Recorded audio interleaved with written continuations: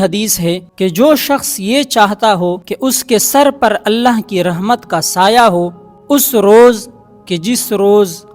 کسی کو سر چھپانے کے لیے کوئی سایہ نہیں ملے گا، تو اس سے چاہیے ہے کہ وہ تنگ دست مقروض کو مہلت دے دے یا اس کو معاف کر دے، یعنی اس کا قرضہ معاف کر دے۔ قیامت کے دن اس کے سر پر اللہ کی رحمت کا سایہ ہوگا۔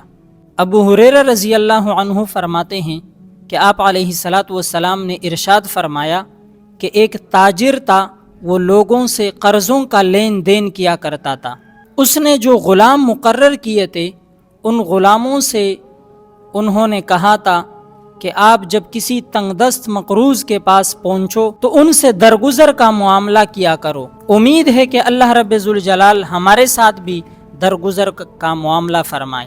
اس کی موت کے بعد اللہ رب ذوالجلال نے ان سے بھی درگزر کا معاملہ فرمایا، اس لیے کہ وہ قرض داروں کے ساتھ درگزر کا معاملہ کیا کرتا تھا۔ تو آج ہمیں بھی چاہیے ہے کہ جب کسی کو قرض دے دیں ہمیں چاہیے ہے کہ ہم اس کو مہلت دے دیں۔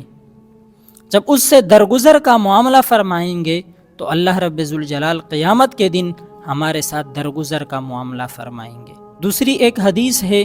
آپ علیہ الصلاۃ والسلام فرماتے ہیں جو شخص اپنی دعا قبول کروانا چاہتا ہو یا اپنی مصیبتوں کو دور کرنا چاہتا ہو اس کو چاہیے ہے کہ وہ تنگ دست قرض داروں کو مہلت دے دے۔ بخاری شریف کی ایک روایت ہے، حضرت ابو قتادہ رضی اللہ عنہ فرماتے ہیں کہ میں نے آپ علیہ الصلاۃ والسلام کو ارشاد فرماتے ہوئے سنا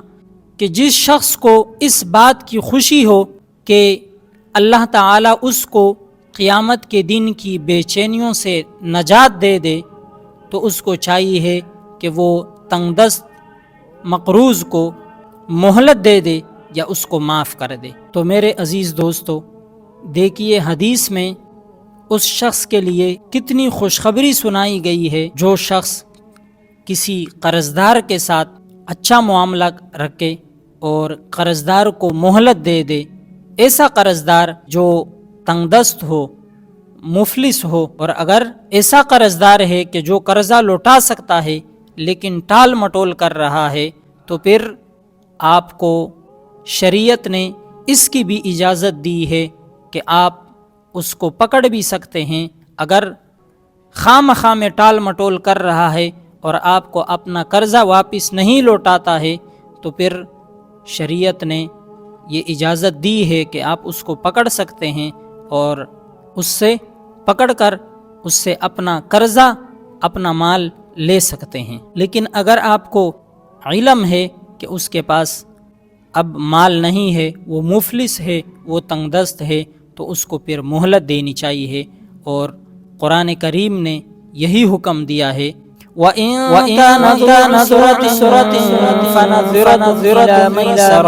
کہ اگر وہ شخص، وہ قرض دار